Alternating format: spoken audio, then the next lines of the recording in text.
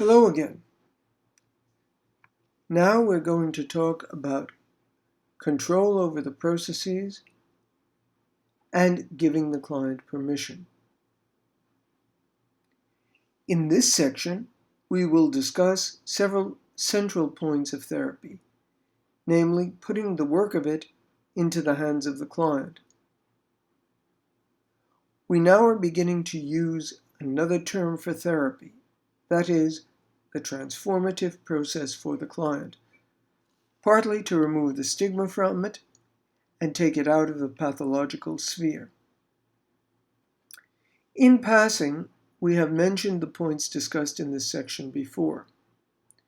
We feel that they are essential if the relationship between the client and the caregiver is to succeed, and if the transformative process for the client is to succeed. As always, we ask you to complete all of the activities described. Also, as always, we remind you not to make it possible to identify any person. This can do great damage and is unethical. The first topic that we want to discuss is getting the client to take responsibility for his or her own life. We cannot stress strongly enough that it is the client and not the caregiver who has responsibility for the client's life. The role of the caregiver is to encourage and support the client. In the end, however, it is the client who determines what happens to him or her and what actions he or she takes. The caregiver can point out resources and places that the client can get information and conceivably can assist the client in making connections. But we feel that doing more than that is not in the interest of the client. Clients will, of course, make mistakes and will learn from them. Among other things, taking responsibility for the life of the client makes him dependent on the caregiver and can give the client a sense that he or she is not capable of living in the real world. Many clients like this dependency and express a desire for it and wish to avoid taking responsibility. Unfortunately, we know that some caregivers stroke their own egos through taking responsibility for the client. Again, this is a topic for supervision. In our view, there are very few circumstances in which this principle does not apply.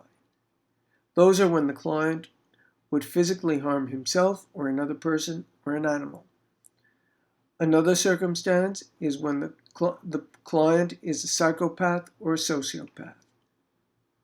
Otherwise, as we have said several times, we cannot and should not control what the client does. Some activities here. Describe a situation in which the caregiver took responsibility for at least parts of the life of a client. How did the caregiver feel? How did the client feel? What happened? Next, describe a situation in which the client took responsibility for his or her own life, perhaps supported and encouraged by the caregiver. How did the caregiver feel? How did the client feel? What happened? Are there any circumstances in which the client should not take responsibility for his or her own life? Give your own experience if you have it. The next topic is giving the client control.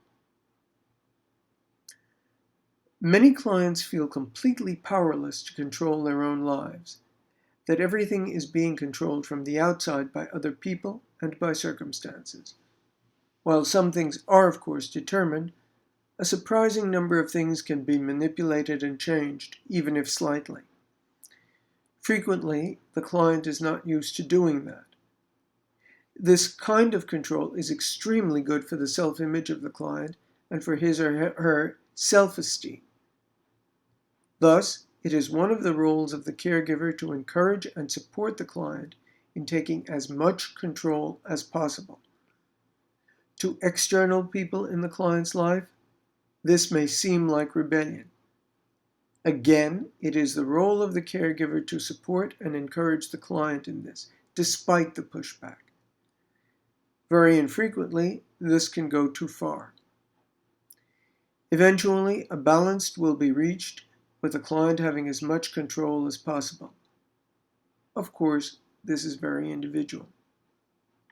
Again, some activities here. Describe a situation in which giving a client more control assisted the client. How did the process go? What was the final balance that was reached? Are there circumstances in which the client should not have control? Finally, giving the client permission. Many people feel that they don't have permission to have certain feelings. One example is that men in many cultures cannot be weak or cry or get angry toward relatives, friends, or others. In difficult situations, frequently, people feel that they must be strong. Another situation that we have seen frequently is that of being angry at and/or not loving an abusive parent or other relative or someone else who has influence in the client's life, and not having the permission to express that, feeling that it is not right.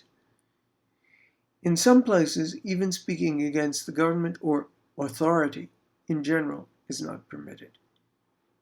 In our view, one role of the caregiver is to give the client permission to have such feelings and to express them. To be clear, the feelings are present in any case. Getting them out and taking action about them, both internally and externally, is an important part of the transformative process for the client. Again, some activities here. Describe a situation in which a client did not have permission to express his or her feelings. What behavior did the client show? Next, describe a situation in which you gave a client permission to express his or her feelings. What happened then? Finally, are there situations in which it is not good for a person to express his or her feelings? Some final remarks here. Taking responsibility for one's own life, taking control and power, and not feeling powerless and having the permission to express feelings are extremely important for the transformative process of every client. It is the responsibility of the caregiver to facilitate these processes.